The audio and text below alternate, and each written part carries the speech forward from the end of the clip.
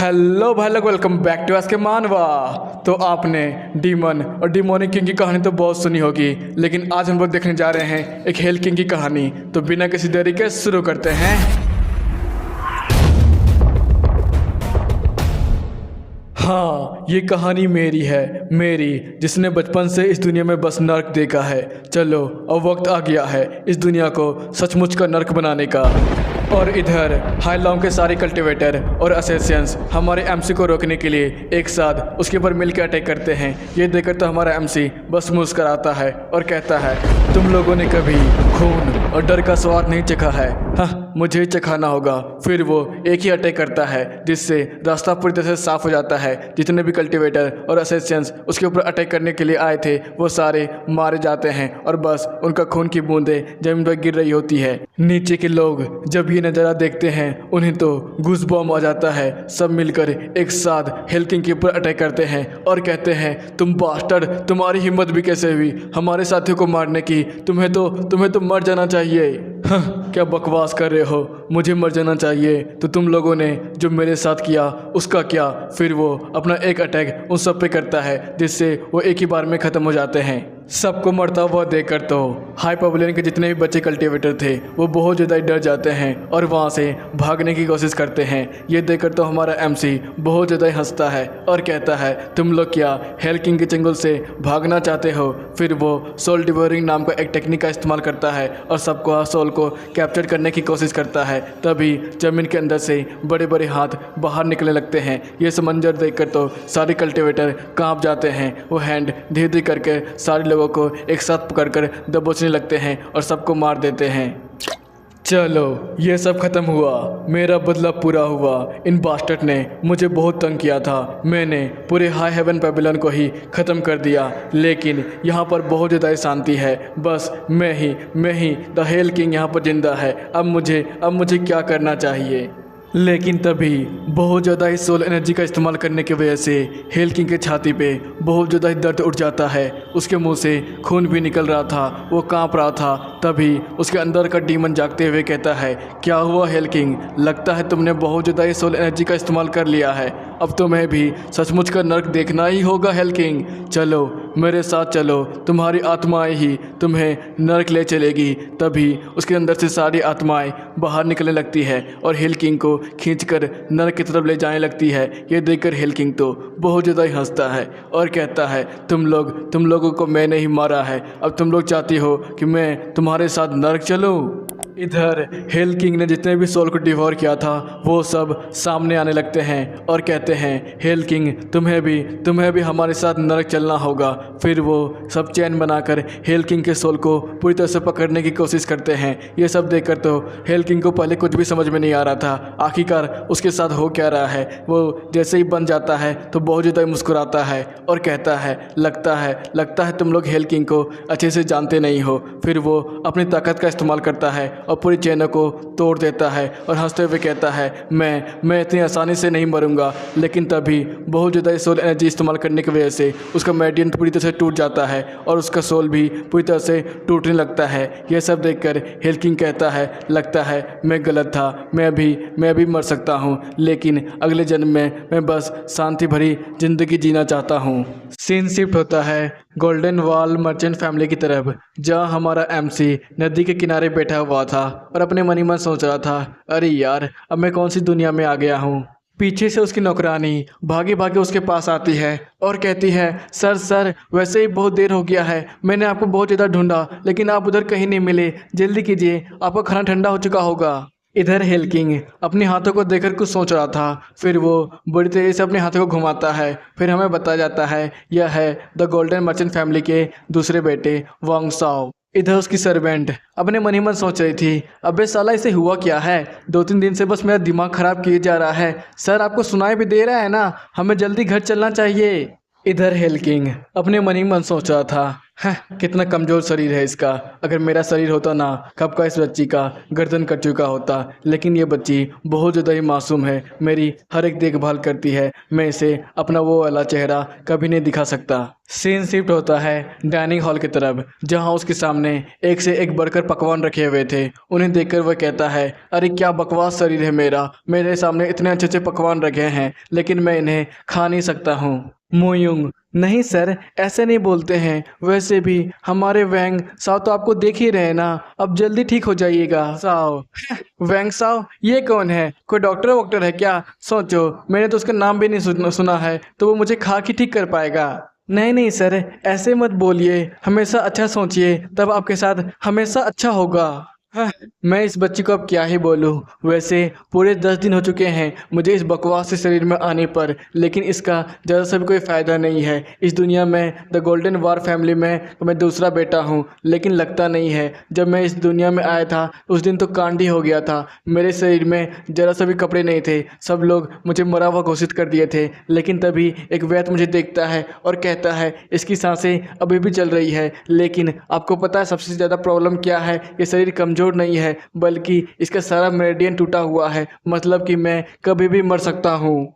मुझे तो विश्वास ही नहीं हो रहा है, कहाँ मैं हेल किंग था और दूसरी ज़िंदगी में ये बकवास सा शरीर मुझे अपनी सोल एनर्जी का इस्तेमाल कर रहा है मेरिडियन को जोड़े रखने के लिए। इन सब का बस एक ही सॉल्यूशन है, सोल डिवोरिंग डिमोनिक आर्ट का मुझे फिर से इस्तेमाल करना होगा।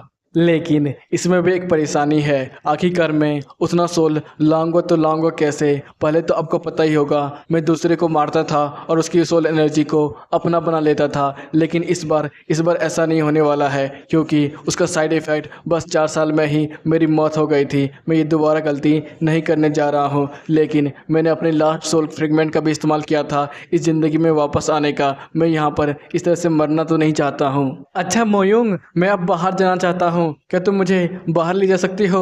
हाँ हाँ सर, मैं आपको बाहर ले जाऊंगी। पहले ये तो बताइए आखिरकार आप कहाँ जाना चाहते हैं? साओ, वैसे मैं तो कोठा जाना चाहता हूँ, क्या तुम्हें पता है वो कहाँ पर है? क्या सर, कोठा? हाँ हाँ मुझे पता है। क्या कोठा? नहीं नहीं सर, मुझे नहीं पता है, लेकिन आप वहाँ क्यों जाना चाहते हैं? साओ, हैं तुम इतना ज़्यादा सरप्राइज क्यों हो रही हो? क्या तुम भी वहाँ जाती रहती हो?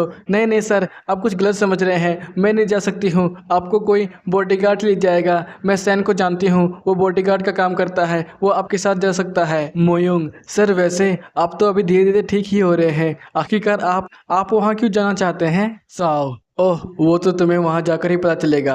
चलोगी क्या मेरे साथ? शाम में तैयार हो जाना। नहीं नहीं सर, आप कैसी बात कर रहे हैं, आप भी जाइए। शाम के समय मिस मोयुंग सोयुंग को तैयार कर रही थी और अपने मन ही मन सोच रही थी, आखिरकार ये बंदा मुझे कुछ दिनों से बदला बदला लग रहा था, लेकिन अचानक फिर से वो कोठा क्यों जाना चाहता है? क्या वो भूल चुका है कैसे उसकी तबीयत इतनी ज़्यादा खराब हो गई थी? आओ, वैसे मोयुंग तुम्हारा बॉडीगार्ड नहीं दिख रहा है, क्या वो बंदा सही समय पर यहाँ पर आ जाएगा ना? हाँ हाँ सर, आपको चिंता करने की ज़रूरत नहीं है, उस बंदे का बस यही काम है आपका बचाव करना और बस ट्रेनिंग करना, वो जल्दी यहाँ पर आता ही होगा। वैसे सर, आपको अपने ऊपर इतना ज़्यादा कठोर नहीं होना चाहिए। जाओ, क्या कठोर? मुझे ये बात कुछ भी समझ में नहीं आया। सर, मेरा मतलब था कि आपको इतना ज़्यादा घूमने की भी ज़रूरत नहीं है। वैसे भी डॉक्टर हर रोज़ आते नहीं है आपका चेकअप करने के लिए, आप तो कुछ दिन पहले ही ठीक हुए हैं। आपको 2-3 महीने तो कम से कम इंतज़ार करना ही चाहिए, उसके बाद बाहर निकलना चाहिए। हाँ, मुझे समझ में आ रहा है, ये बच्ची मेरा बहुत ज़्यादा चिंता करती है, इसलिए तो ये सब बोल रही है। लेकिन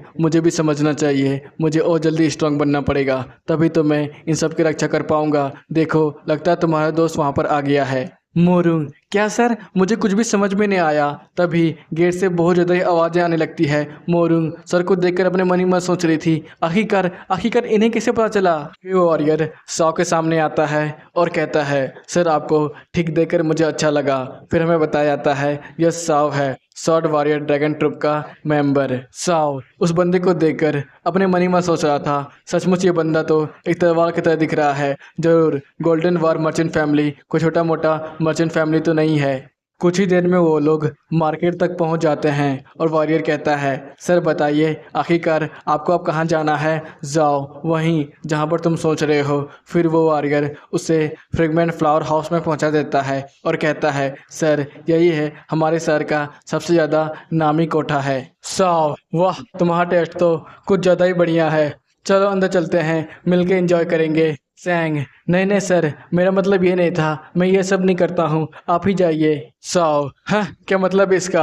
अगर अंदर में असैसिन ने मुझ पर अटैक करने की कोशिश की, क्या तुम सही वक्त पर मुझे बचाने के लिए वहाँ पर आ पाओगे? सैंग, हाँ सर, वैसे वैसे थोड़ी ना होता है। क्या मतलब है तुम्हारा? क्या तुम कॉन्फिडेंट हो क्या मुझ पर असैसिन का अटैक नहीं होगा, या फिर तुम बचाने के लिए वहाँ पर सही वक्त पर आ जाओगे? चुपचाप मेरे पीछे आओ। मुझे पता है तुम ये सब नहीं करते हो, लेकिन तुम वहाँ पर खड़े रह के मेरा इंतज़ार तो कर सकते हो, ये मेरा ऑर्डर है। चैन ने इतना ज़्यादा प्रेशर पहली बार महसूस किया था। फिर जाओ उसे अपने साथ कोठे के अंदर ले चलता है और कहता है, चिंता मत करो, तुम बस दूरी खड़े रहना। अंदर सब कुछ पहले से रेडी था। जैसे जाओ उसके अंदर जाता है, सारी लेडीज़ उसे अपने साथ बुलाने लगती है और कहती है, सर यहाँ पर आपका स्वागत है, आइए। फिर गाना बजाना स्टार्ट होता है और डिनर टेबल पे खाना भी लग जाता है। सब साथ में मिलकर खा रहे थे। तभी जाओ अपने बॉडीगार्ड को कहीं नहीं देखता है और पूछता है, आखिरकार मेरा बॉडीगार्ड कहाँ पर है? सर वो तो सीढ़ियों के पास ही खड़ा है, हमने उसे कितनी बार समझाने की कोशिश की, लेकिन वो ऊपर आ ही नहीं रहा है। सर छोड़िए उन बातों को, पहले एंजॉय कीजिए। ये हमारे यहाँ का स्पेशल ड्रिंक है, इसे पी कर देखिए। जाओ मुझे माफ़ करना, लेकिन मैं ड्रिंक नहीं करता हूँ, तुम लोग जितना चाहो पी सकती हो। ओह तो सर आखिरकार आप यहाँ पर क्यों आए हैं? जाओ, ओह मैं क्या, मैं तो बस ये जानना चाहता हूँ मेरे बारे में कौन कौन सी अफवाहें अभी चारों तरफ फैल रही है। मैं the golden war merchant group का दूसरा बेटा हूँ। यह सुनकर सारी लड़कियां उसके आसपास बैठ जाती है और कहती है, ओह सर ये आप हैं क्या? आप तो पहले से भी ज़्यादा हैंडसम हो चुके हैं। वैसे हमें जितना पता है आप तो बहुत ज़्यादा ही बीमार रहते थे। आपके पास बस 1000 स्वर्ण मुद्राएं हैं, छोटा सा बैंकवेट है और बस 4-5 कोटा है जो आपको जन्म से ही मिला हुआ है, बाकी सब आपके बड़े भाई का है। वही तो the golden wall merchant group को चलाता है। जाओ ठीक है, अब बहुत हो गया, आगे की बात हम लोग कभी और दिन करेंगे। वैसे जिस काम के लिए मैं यहाँ पर आया था उस काम को शुरू करते हैं। आज तो मैं तुम सबको हैंडल नहीं कर सकता हूँ, इसलिए एक काफ़ी होगी। तुम सुनो, तुम मेरे साथ चलो, मैं आज तुम्हारे साथ ही आने वाला हूँ। इधर जाओ रूम में बैठा हुआ था, तभी वो बंदी उसके पास आती है और कहती है, सर आपको कुछ चाहिए? बाहर शायद सारी लड़कियां हंस रही थी और आपस में बात कर रही थी। अरे यार वो बंदा सचमुच हैंडसम है, सचमुच हमारी यंग मास्टर तो कमाल के हैं, लेकिन वो बस एक लड़की को क्यों लेके गया यार? मैं भी तो उसका इंतज़ार कर रही थी, वो मुझे भी तो चुन सकता था। जाओ कुछ देर तो बस उसके पास बैठा ही हुआ था, फिर कहता है, तो बताओ तुम यहाँ पर कितने साल से काम कर रही हो? सर मुझे तो पूरे 10 साल हो गए हैं। ओह पूरे 10 साल, तब ठीक है, ये तो अच्छी बात है। चलो अब तुम्हारा एक्सपीरियंस है ही तो हम लोग स्टार्ट करते हैं। सारी लड़कियां सीढ़ी से उतरते हुए कहती है, अरे यार सचमुच मैं तो पूछने वाली हूँ वैंग ज़ाओ ने कितने मज़े किए। अरे यार तुम्हें नहीं पता हमारी यंग मास्टर बहुत ज़्यादा ही कमज़ोर हो चुके हैं, उसका तो जल्दी हो जाएगा। अरे यार चुप भी करो, तुम्हें पता नहीं वो कितना हैंडसम है, मैं तो चाहती हूँ कि वो दोबारा मुझे ले। ये सब बातें हमारा चैन भी सुन रहा था और अपने मन ही मन सोच रहा था, हमारी यंग मास्टर भी ना। लेकिन तभी बहुत ज़ोर ज़ोर से चिल्लाने की आवाज़ आती है। ये सुनकर तो सब कोई बहुत ज़्यादा ही चौंक गए थे और हमारा चैन भी शर्मा रहा था। सब लोग की नींदें टूट गई थी। वो कहता है, अरे यार ये कौन बंदा है? सब लोग जल्दी से बाहर आकर देखने लगते हैं, आखिरकार ये शोर कहाँ पर मच रहा है। कोठे की मालकिन मुझे माफ़ कीजिएगा, लगता है साउंड बैरियर टूट गया है। नहीं नहीं कोई बात नहीं, लेकिन फिर भी यह आवाज़ कमाल का है। इधर जाओ क्या कर रहा था पता नहीं, लेकिन बहुत ज़्यादा ही जोर जोर से आवाज़ आ रहा था। तभी हम लोग देखते हैं जाओ उसके अंदर से सोल निकाल रहा था और कहता है, मैं बस तुम्हारे सोल का कुछ ही पार्ट लूँगा जिससे तुम्हारी। अगले दिन सुबह सुबह साओ कमरे से बाहर आता है। ये देखकर चैन, सर क्या आप ठीक हैं? हाँ हाँ मुझे क्या होगा, वैसे आज तो मज़ा ही आ गया। चलो चैन अब यहाँ से चलते हैं। उनके जाने के बाद सारी लड़कियाँ सुबह सुबह करते हुए कमरे में आती है और कहती है, अरे बाप रे, ये क्या हो गया। हाँ यार, आखिरकार इसका चेहरा, इसकी आंखें इतनी चमक क्यों रही है। क्या हमारे यंग मास्टर ने इसे कोई एलेक्सर तो नहीं दे दिया। एंड बाय, ना ना, ऐसी तो कोई बात नहीं है, मैंने कोई एलेक्सर तो नहीं लिया, लेकिन रात में जो कुछ भी हुआ मुझे कुछ भी अच्छे से याद नहीं है। जब मैं सुबह उठी तो मुझे बहुत ज़्यादा ही फ्रेश महसूस हो रहा है और ऐसा लग रहा है जैसे मेरा नया जन्म हुआ हो। सीन शिफ्ट होता है जाओ के घर में, जहाँ पर मुरोंग झाड़ू मारते हुए अपनी मन ही मन सोच रही थी, अरे यार, फिर से हमारे लॉर्ड उसी तरह की जगह में वापस क्यों जाना शुरू कर दिया, क्या वो ठीक भी रहेंगे। तभी हमारा जाओ वहाँ से गुजरता है। ये देखकर मुरोंग कहती है, सर सर, आप क्या वहाँ से आ गए, क्या आप वहाँ गए थे, लेकिन आप तो बिल्कुल ही ठीक लग रहे हैं। जाओ, तुम छोटी बच्ची, लगता है तुम कुछ ज़्यादा ही एक्साइटेड हो। ठीक है, तुम चैन से पूछ सकती हो वहाँ पर क्या क्या हुआ था। इधर चैन तो बहुत ज़्यादा ही शर्मा रहा था। ये देखकर वो अपने मन ही मन सोचती है कि हमारे यंग मास्टर तो ज़रा सा भी पहले की तरह नहीं लग रहे हैं, क्या वो सचमुच उस जगह गए थे। इधर जाओ कल्टीवेशन करके अपने मेडियन को ठीक करने की कोशिश करता है और कहता है, मैंने इस सोल एनर्जी से तो अपने छोटे मेडियन को कनेक्ट कर लिया है, लेकिन मुझे इतना समझ में तो आ ही गया है, अगर मैं दूसरे इंसान को मारकर उसकी सोल एनर्जी का इस्तेमाल करता तो उसका बहुत ज़्यादा साइड इफ़ेक्ट था, लेकिन मैंने इस डेमोनिक टेक्निक को थोड़ा और मॉडिफाई किया।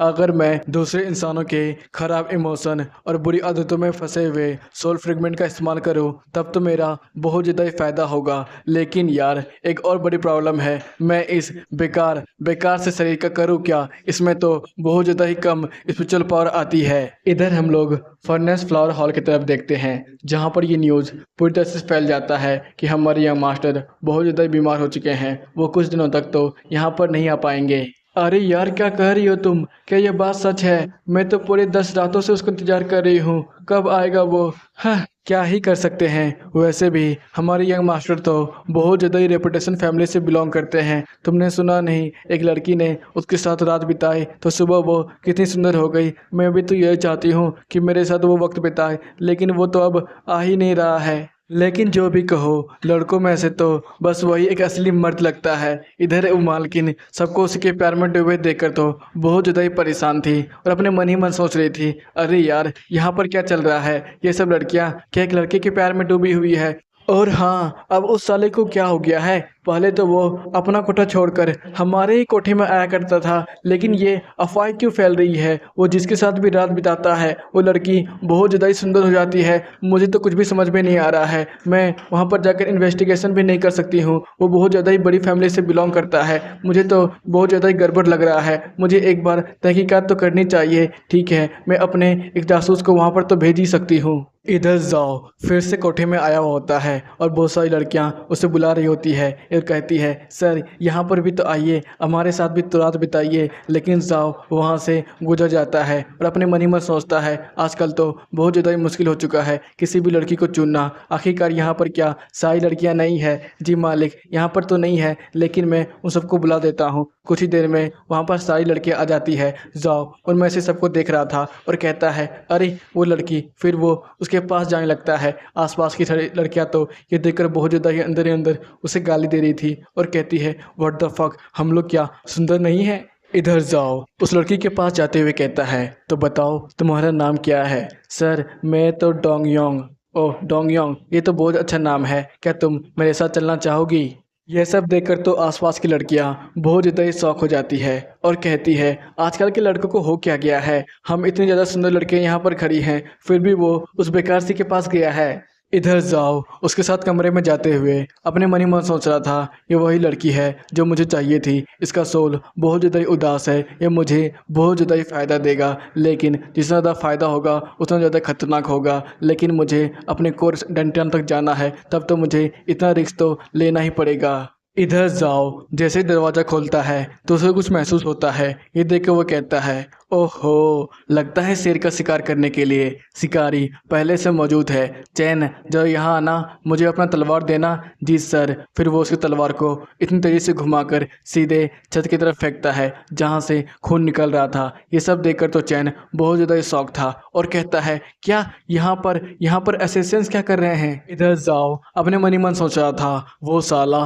अभी भी जिंदा है, ये कमज़ोर शरीर ये छोटे से इंसान को भी नहीं मार पाता है। इधर खून बहुत ज़्यादा ही गिरा था। था, जिसे देखकर तो वो लड़की डर के मारे पूरी तरह से सहम गई थी। फिर जाओ कहता है, क्या हुआ चैन, तुम बस खड़े होकर इंतजार करने वाले हो उस असिस्टेंट को भागने देने की? जाओ उसे पार कर लाओ, तब तक मैं इस लड़की के साथ अभी मजे करता हूँ। और हाँ, तुम्हें डरने की कोई भी जरूरत नहीं है, मैं तुमसे तुम्हारी हर एक बुरी चीज़ें ले लूँगा। कल से तुम्हें बिल्कुल ही अच्छा महसूस होगा। अगले दिन यू मैनर की तरफ, जहाँ पर एक वॉरियर मिस यू से कहता है, मैम मैंने सुना है हमारी यंग मास्टर फिर से रात बिताने के लिए कोठा जाने लगे हैं। क्या फिर से? हाँ, आखिरकार लोग अब उसके बारे में क्या कहने लगे हैं? सो यू मिस यू की बॉडीगार्ड, मैम मैं जितना सुना है हमारे यंग मास्टर को सब कहने लगे हैं रातों का राजा, जिस पर हर लड़कियां मरती है और बहुत सारी अफवाहें भी फैल रही है। जो भी लड़की उसके साथ रात बिता लेती है तो वो बहुत ज़्यादा ही सुंदर हो जाती है। क्या क्या बकवास कर रही हो तुम? वो बस मेरा है। आखिरकार वो फिर से वहाँ की जाने लगा। चैन, ठीक है सर, हम लोग अब घर वापस आ चुके हैं, अब मैं आपसे विदा चाहता हूँ। हाँ, तुम कहाँ जाने लगे? पहले ये बताओ, तुमने उस असिस्टेंट को पकड़ा या फिर नहीं, या फिर तुमने उसे भागने दिया? चैन, हाँ फिर से वही एनर्जी। आखिरकार ये बंदा तो पूरी तरह से बदल चुका है। सर चिंता मत कीजिए, हमने उस असिस्टेंट को पकड़ लिया है, वो अब हमारी जेल में है। ये हुई ना कोई बात। ठीक है, तब अब मैं कुछ देर आराम करूँगा, उसके बाद उस असिस्टेंट की खबर लूँगा, तुम कुछ देर बाद आना। जी सर। इधर चैन अपने मन ही मन सोच रहा था, ये बंदा तो पूरी तरह से बदल चुका है, इसका ऑरा, इसका किलिंग इंटेंट सब कुछ अलग है, और इसने तो एक ही बार में उस असिस्टेंट का पता लगा लिया और उस पर अटैक भी कर दिया। मुझे विश्वास नहीं है कि ये वही यंग मास्टर है। इधर जाओ फ्लावर गार्डन होते हुए प्रिजन हॉल की तरफ बढ़ रहा था और अपने मन ही मन सोच रहा था, मैंने उस सोल को भी अपने मेरिडियन के साथ कनेक्ट कर लिया है, अब मुझे थोड़ा अच्छा महसूस हो रहा है। मेरे सेंसेस भी अब पहले से और ज़्यादा स्ट्रांग बन चुकी है, लेकिन अभी भी पूरे 6 मेरिडियन बाकी है जो मुझे कनेक्ट करना है। लेकिन इस कचरे से बॉडी में थोड़ा सा फ़ायदा, ये मुझे देखकर अच्छा लगा। तभी उसकी नज़र एक लड़की से मिलती है, जिसे देखकर वो कहता है, ये कौन लड़की है जो कि मुझे देखती हुई यहाँ पर आ रही है? सीयू, सर ये क्या बात सच है? मैंने सुना है आप फिर से कोठा जाने लगे हैं। ये सुनकर साओ अपने मन ही मन सोच रहा था, अबे अब ये कौन है? ये किस तरह का सवाल पूछ रही है? जरूर ये ओरिजिनल बॉडी के ओनर की कोई गर्लफ्रेंड वर्लफ्रेंड होगी। साले का चॉइस तो मस्त था। क्या हुआ जाओ, तुम कुछ नहीं बोलने वाले हो? मुझे पता है तुम इस तरह का बिहेवियर क्यों दिखा रहे हो, क्योंकि तुम हमारे एंगेजमेंट से कभी खुश हुए ही नहीं थे। लेकिन मैं भी क्या ही करती, तुम समझने की कोशिश करो ना। वैसे भी मैं तुम पे गिव अप नहीं कर रही हो ना, तो तुम इतना जल्दी गिव अप क्यों कर रहे हो?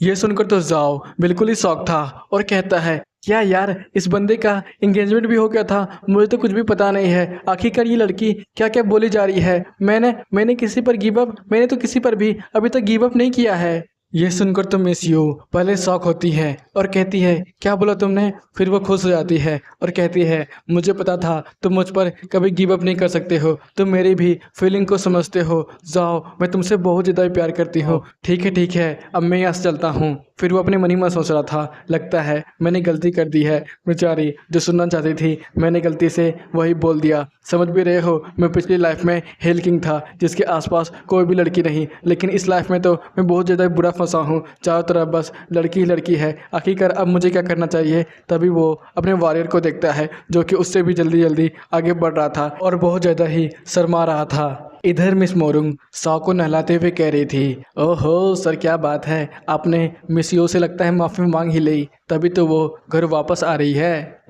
तुम्हें कैसे पता चला ये सब? हाँ, आपको क्या लगा सर, मैं बस यहीं पर रहती हूँ तो मुझे कुछ भी पता नहीं चलेगा? मेरा आँख कान चारों तरफ रहता है, मुझे सब खबर है। वैसे आपको पता है मिस चैन के बारे में? वो भी मिस साओ को पटाने की कोशिश कर रहा है। क्या कर रही हो तुम? मुझे तो लगा था चैन बीमार है इसलिए वो जल्दी अपने रूम जा रहा है। ना, लगता है आपको कुछ पता ही नहीं है। मिस यू और हमारे चैन हमारे मैनर के लव बर्ड हैं। पता नहीं वो दोनों कब एक दूसरे को प्रपोज करेंगे और कब उनकी बातें आगे बढ़ेगी। बस वो दोनों एक दूसरे को देखकर बस शर्माते ही रहते हैं। ये सुनकर साओ अपने मन ही मन सोच रहा था, ओह लव बर्ड, ऐसा तो हमारे हाई हेवन पवेलियन में कुछ भी नहीं था। वहाँ बस मारो या फिर मरो, दूसरों को डरा कर बस अपने नीचे रखो, बस यही सब चलता था। लेकिन इस ज़िंदगी में आकर मुझे अब थोड़ा मज़ा आने लगा है।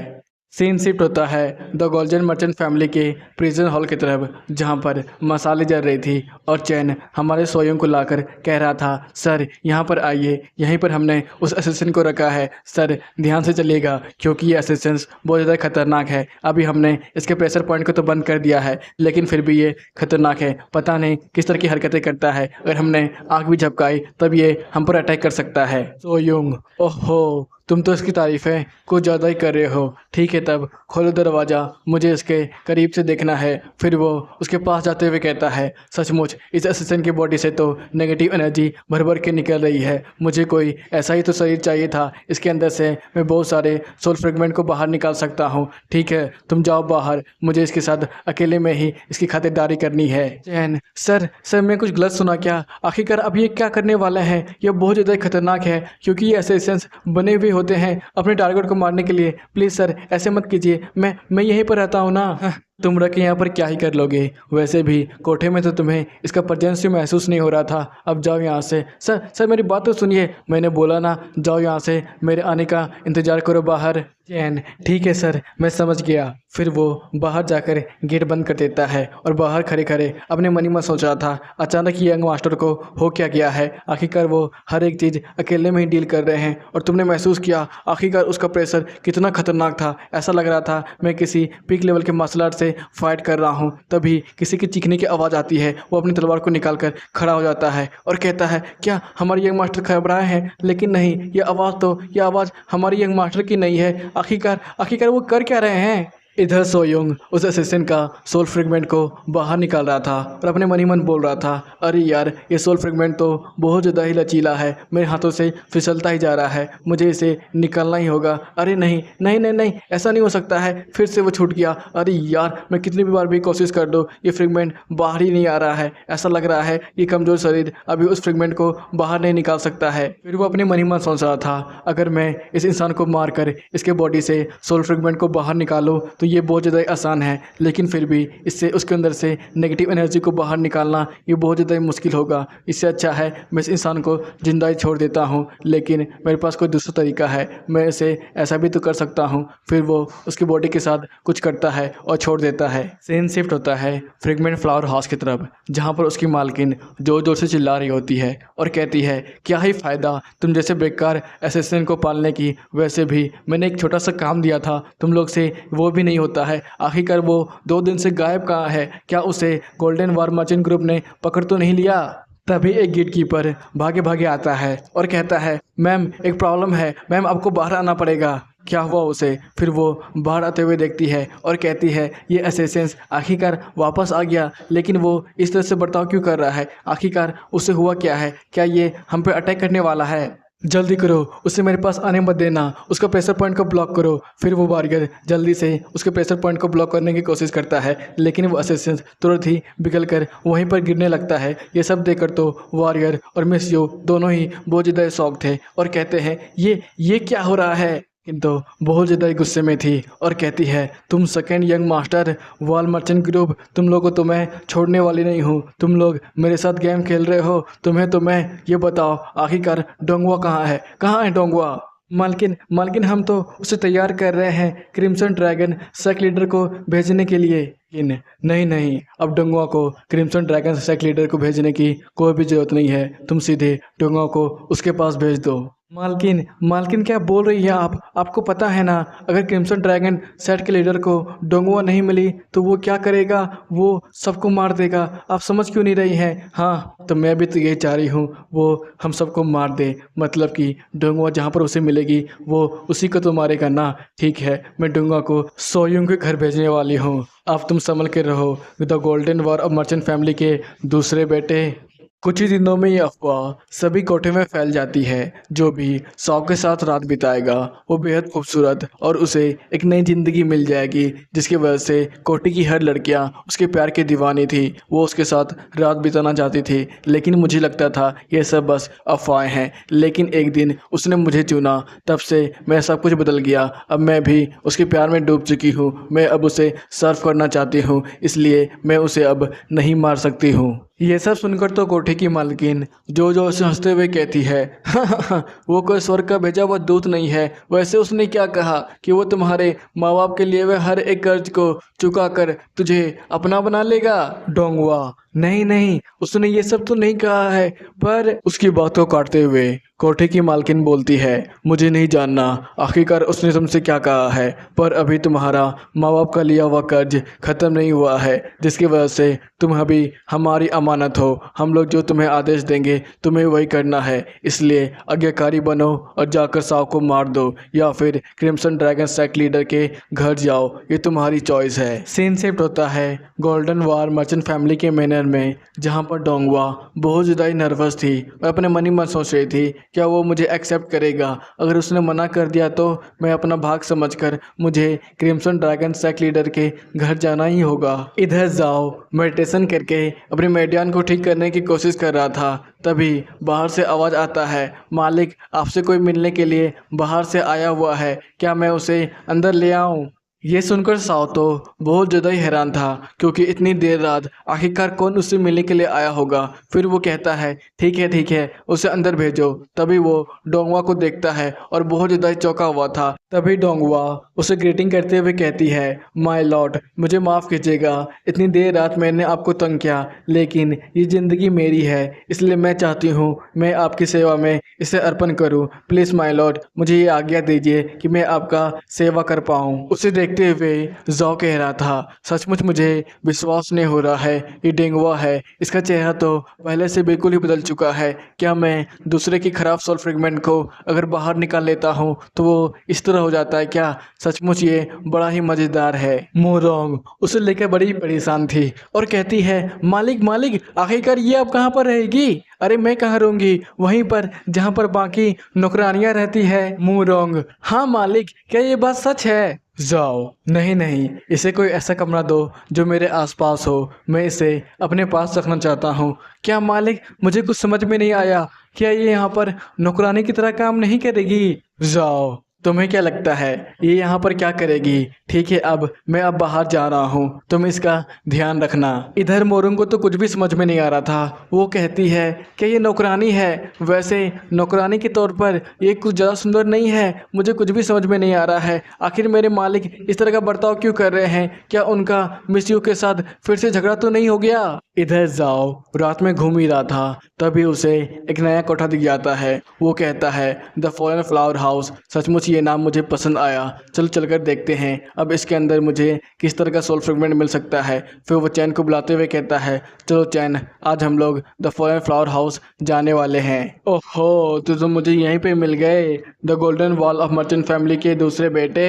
फिर हमें बताया जाता है यह है crimson dragon sect leader Wong. तुम्हारी हिम्मत भी कैसे हुई मेरी डंगुआ को मुझसे छीनने की कोशिश करने की? तुम बास्टर्ड, तुम्हारी उतनी औकात भी है? आसपास के लोग उसे देखकर तो बहुत ज़्यादा ही डर जाते हैं और अपने बेटे को साइड करते हुए कहते हैं, उसके करीब भी मत जाना, वो तो तुम्हें छोटे छोटे टुकड़ों में बांट कर रख देगा। ये सुनकर तो साओ कहता है, कौन है ये बेदिमागी? चैन, सर मेरे हिसाब से ये crimson dragon sect leader Wong है। क्रिम्सन ड्रैगन सेक्ट, ये कौन सा सेक्ट है? चैन, सर ये ऑर्थोडॉक्स की एक ग्रुप है जो कि वैंग ने खुद ही बनाई है। हाँ, तो इसे ऑर्थोडॉक्स ग्रुप क्यों कहते हैं? तब तो ये बस लुटेरों का ग्रुप हुआ ना। चलो छोड़ो इन्हें, ये बस हमारी सोसाइटी में दाग की तरह काम करते हैं, इन्हें इग्नोर करो और चलो निकलते हैं यहाँ से। उसे जाता हुआ देखकर तो वोंग को बहुत ज़्यादा गुस्सा आता है। वो कहता है, ये बास्टर्ड क्या मुझे इग्नोर कर रहा है?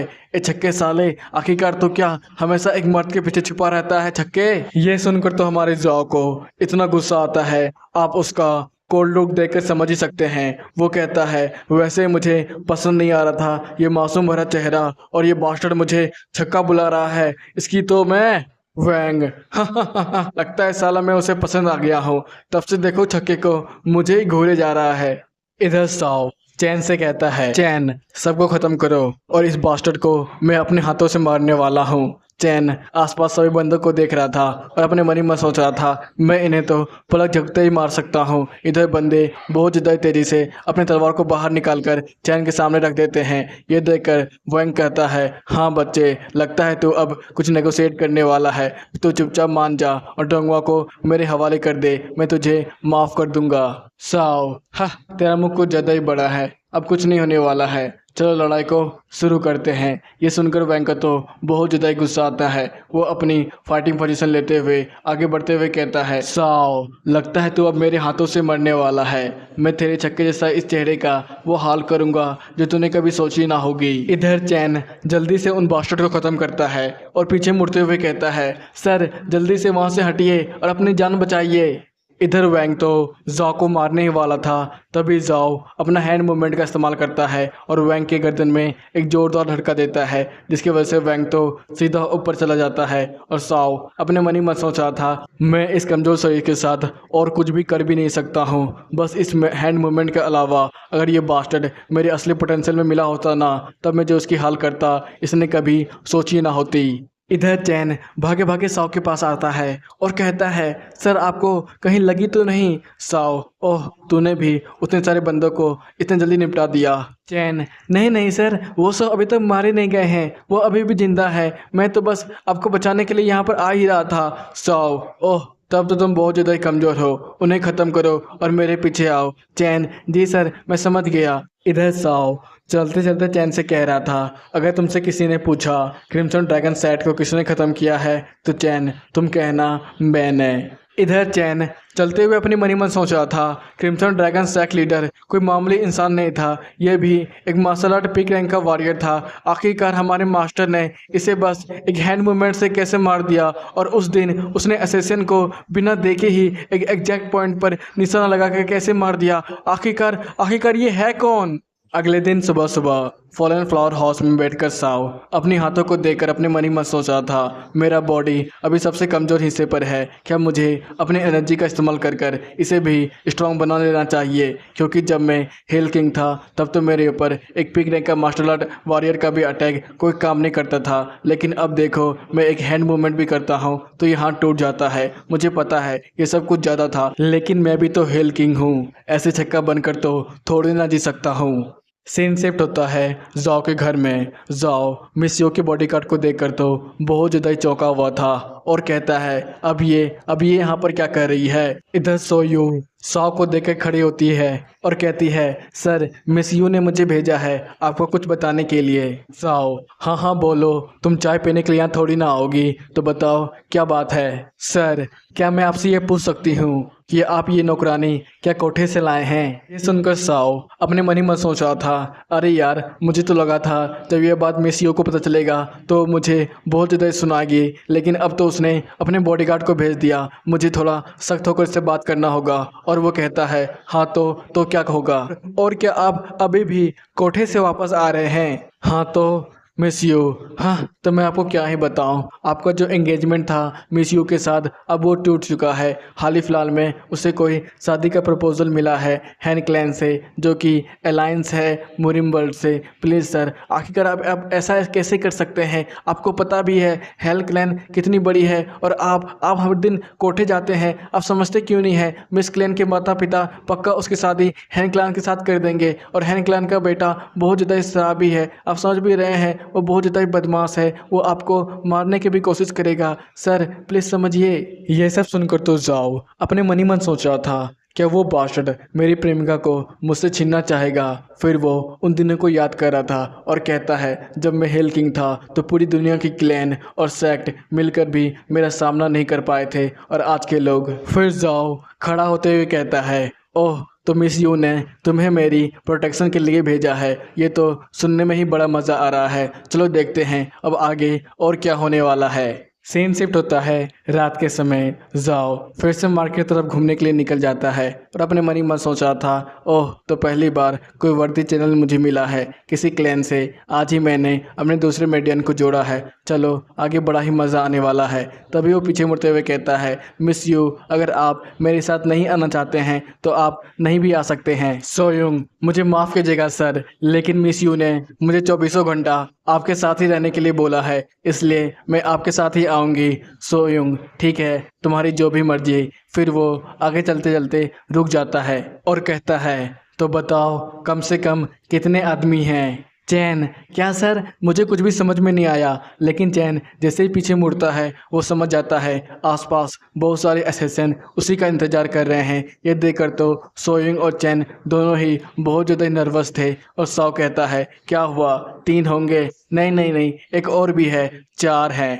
ये सुनकर तो सारे असैसिन एक साथ नीचे उतरते हैं और उनका लीडर कहता है, मुझे तो लगा था मैं तुम सब पर पीछे से अटैक कर कर तुम्हें आराम से मार दूंगा, लेकिन लगता नहीं है तुम लोग आराम भरी मौत चाहते हो। इधर जाओ अपने मन ही मन सोच रहा था, ये ऑर्थोडॉक्सी का चले कब से इतने प्यार से बातें करने लगे हैं। चैन, जरा मुझे बताओ तो इनका कल्टीवेशन लेवल क्या होगा और ये कितने ज़्यादा स्किल्ड हैं? हाँ सर। फिर चैन उन सब की तरफ देखकर अपने मन ही मन सोच रहा था, इनके बॉडी से जो एनर्जी बाहर निकल रहा है ये फैक्स एंड स्टेज के कल्टिवेटर ही निकाल सकता है। मतलब कि ये इंसान ऑर्थोडॉक्स फैमिली का कोई नॉर्मल इंसान तो है नहीं। सर, मैं इन सब से करीब 3 लेवल ज़्यादा ताकतवर हूँ। ओहो, 3 लेवल हायर? तब तुम लोग क्या बस वहाँ पर खड़े खड़े इंतजार कर रहे हो कब वो लोग तुम पर अटैक कर कर तुम्हें मारेंगे? जाओ उन सबको ख़त्म करो, मैं भी तो देखूँ तुम्हारा स्किल कैसा है। चैन, जी सर। फिर वो बड़ी तेज़ी से उन सारे असिस्टेंट से बीच से गुजर जाता है। इधर ये सब देखकर तो असिस्टेंट बहुत ज़्यादा काँप रहे थे और कह रहे थे, आखिरकार इस बंदे ने कौन सी टेक्निक का इस्तेमाल किया, ये हमारे पास से गुजरा, हमें तो पता ही नहीं चला। बच्चे, तो हमें रोकना चाहते हो? तब तो तुम बहुत बड़े मूर्ख हो। अच्छा लगा तुम्हारी एनर्जी को देखकर, लेकिन अगर तुम हमसे लड़ोगे तो पक्के मारे जाओगे। हमारे पास बहुत सारी सीक्रेट टेक्निक है। फिर वो अपना तलवार निकाल कर उस पर अटैक कर देता है। ये देखकर तो स्टैन बहुत तेज़ी से उसकी तलवार को डॉज करता है और अपने मन ही मन सोच रहा था, इसका भी स्किल कमाल का है और ये बहुत ज़्यादा फुर्तीला है, मुझे थोड़ा संभल कर अटैक करना पड़ेगा। इधर असैसिन का लीडर बड़ी तेज़ी से अपने शॉट के द्वारा चैन के ऊपर लगातार एक से अटैक किए जा रहा था। इधर चैन भी बड़ी मुश्किल से उन सबको डॉज कर रहा था और कह रहा था, मैं इसके 3 लेवल ज़्यादा हायर हूँ, फिर भी ये बंदा मेरे टक्कर दे रहा है, मुझे अपनी ताकत को और भी ज़्यादा बढ़ाना पड़ेगा। इधर असैसिन का लीडर अपने मन ही मन सोच रहा था, हो क्या रहा है यहाँ पर, ये बास्टर्ड तो मुझसे कहीं ज़्यादा स्किल्ड है। मुझे तो लगा था ये बस व्यापारी का एक बॉडीगार्ड है, लेकिन ये बंदा तो बहुत ज़्यादा स्किल्ड है, मुझे इसे जल्दी ख़त्म करना होगा। सर, मुझे तो लगता है हमें चैन की मदद करनी चाहिए। मुझे तो ऐसा नहीं लगता है। सर, क्या मतलब इसका? अरे वहाँ देखो, वहाँ बस एक ही स्ट्राइक में वो मरने वाला है। हाँ, जब तक वो मूर्ति है तब तक चैन ने असैसिन के लीडर का गर्दन काट दिया था। ये देखो वो बहुत ज़्यादा चौंकती है और कहती है, बस चैन को 5 ही अटैक लगा असैसिन के लीडर को मारने का, वो तो बहुत ज़्यादा स्किल्ड होता है, आखिरकार उसने ऐसा कैसे किया? साओ पीछे से आते हुए बड़बड़ा रहा था और कहता है, चैन की टेक्निक तो कमाल की है, लेकिन उसे अपनी प्रैक्टिस पर थोड़ा और ध्यान देना चाहिए, उसका हाथ अभी भी कोमल है। ये सुनकर सोयुंग अपने मन ही मन सोच रही थी, क्या इस बंदे ने चैन को इतना ज़्यादा स्ट्रॉन्ग बना दिया है या फिर इसने कोई एलेक्सर दिया है जिससे चैन ने ब्रेक थ्रू किया है? आखिरकार वो इतना ज़्यादा स्ट्रॉन्ग है क्यों? साओ सोयुंग को अपनी तरफ देखते हुए कह रहा था, क्या हुआ, तुम्हें मुझे और चैन को देखने में फुर्सत मिलेगी तभी तुम असैसिन के ऊपर अटैक कर कर उन्हें मारने वाली हो। अब जाओ उन असैसिन को मारना मत, बस बेहोश कर दो या फिर प्रेशर पॉइंट बंद करो, मुझे उनसे कुछ काम है। फिर सोयुंग बड़ी तेज़ी से उन सारे असैसिन के ऊपर अटैक करते हुए उन सबको बेहोश कर देती है और देखने लगती है, आखिरकार एक और असैसिन कहाँ गया? तभी पीछे से चिल्लाता है, चैन, सर बचिए, सर अपनी जान बचाइए और वहाँ से हटिए। ये सुनकर सोयुंग तो लॉर्ड की तरफ मुड़ती है और कहती है, नहीं, लगता है बहुत देर हो चुका है, वो असिस्टेंट तो सॉक को मारने ही वाला है। तभी चैन बड़ी तेज़ी से उस असिस्टेंट के गर्दन को सीधे जमीन में पटक देता है और कहता है, सर क्या आप ठीक तो है ना, आपको कहीं चोट तो नहीं आई? ये सुनकर साओ अपने मन ही मन सोच रहा था, ये बंदा असिस्टेंट को चेस करते हुए मेरे पास आया और उसे नींद डाउन कर अब मुझसे माफ़ी मांग रहा है। सचमुच मैं तो अब इम्प्रेस हो गया, ये बंदा कमाल का है। जब मैं हेवली डीमन था तब मेरे पास ऐसे कोई सबऑर्डिनेट नहीं थे, लेकिन कोई भी बंदा अगर मुझ पर अटैक करता तब तो मैं उसे अच्छे से समझाता, लेकिन अब मुझे पता नहीं क्यों गुस्सा नहीं आ रहा है। ठीक है, अब इन सबको एक जगह पर रखो, मुझे इनसे कुछ बातें करनी है।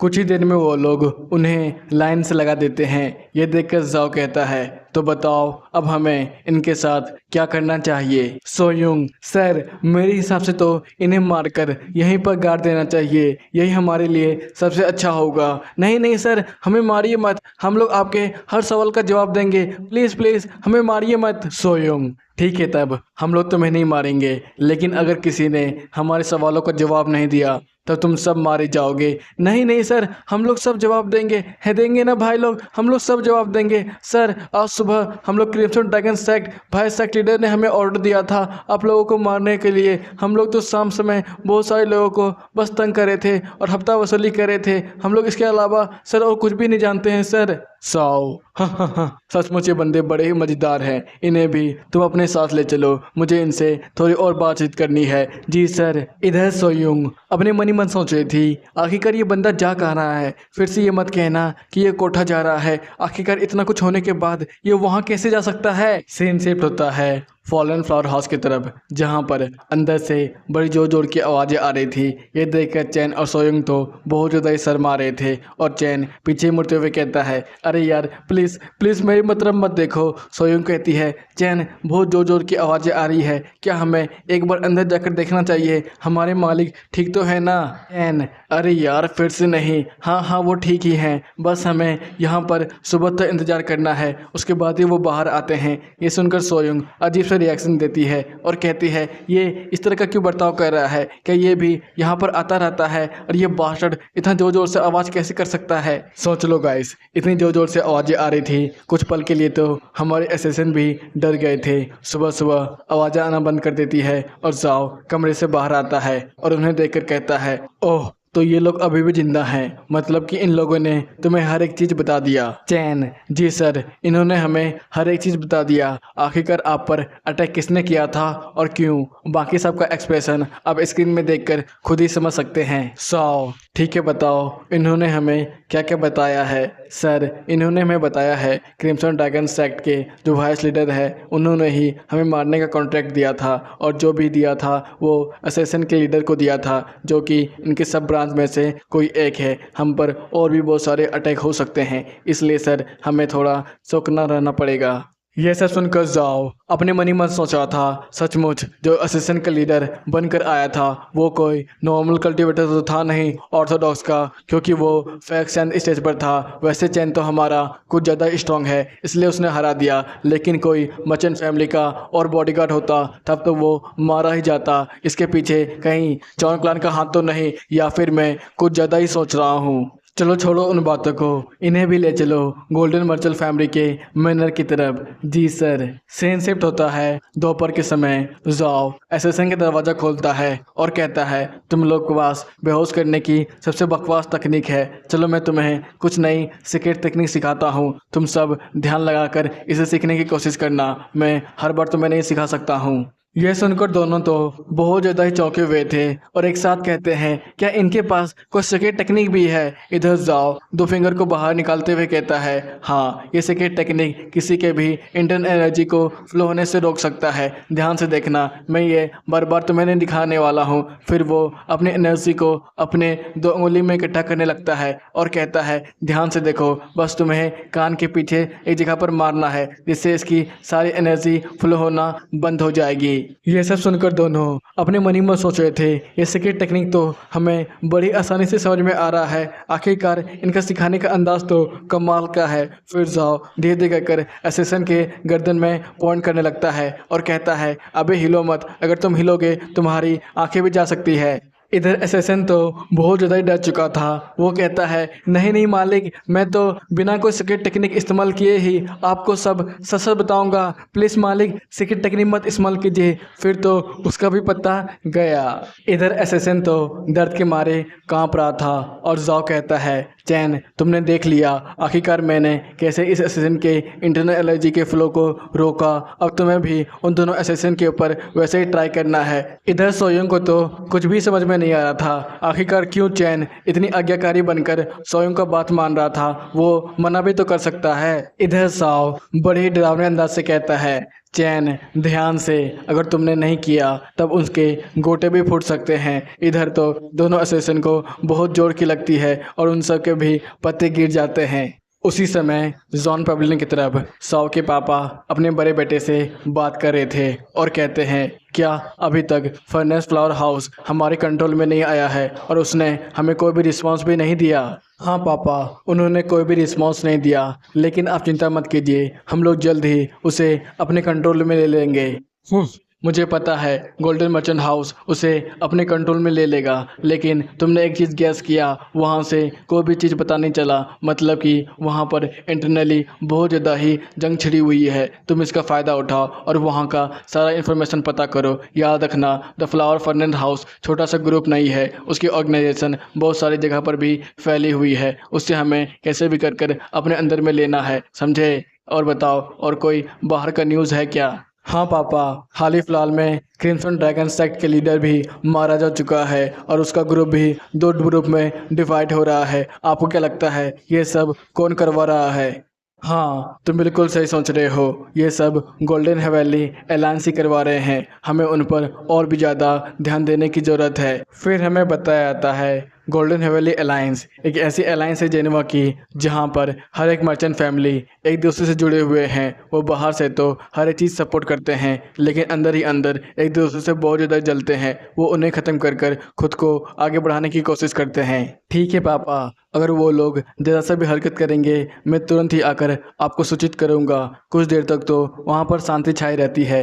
फिर उसके बाबा पूछते हैं, ठीक है बताओ, तुम्हारा छोटा भाई, उन्हें तो सब लोग रात का राजा बोल रहे हैं, क्या वो फिर से कोई अलग तरह का मेडिसिन तो नहीं खा रहा है ना? पहले भी वो खाया करता था, उसकी हालत तुम तो देख ही लिए हो। हाँ पापा, मैंने भी ये सुना था, तभी मैंने सिचुएशन का जायज़ा लिया। तब मुझे पता चला उसकी एनर्जी अचानक बहुत ज़्यादा ही बढ़ती जा रही है। मुझे तो लगा वो और जल्दी ठीक हो जाएगा, लेकिन फिर से वो कोठा जाने लगा है। वो तो अपनी ज़िंदगी खुद ही बर्बाद कर रहा है। फिर उसके पापा आगे चलते हुए कहते हैं, हाँ मैं भी समझ रहा हूँ। फिर वो एक तस्वीर को देखकर अपने मन ही मन सोच रहे थे, आखिरकार क्यों मेरे दोनों बच्चे आपस में ही लड़ रहे हैं। इधर मोरुंग एसेसिन को देखकर कहती है, हैं अब ये क्या है? क्या क्या है? तुमने ही तो कहा था तुम्हें और भी लेबर की जरूरत पड़ेंगे, तो मैं इन्हें ले आया।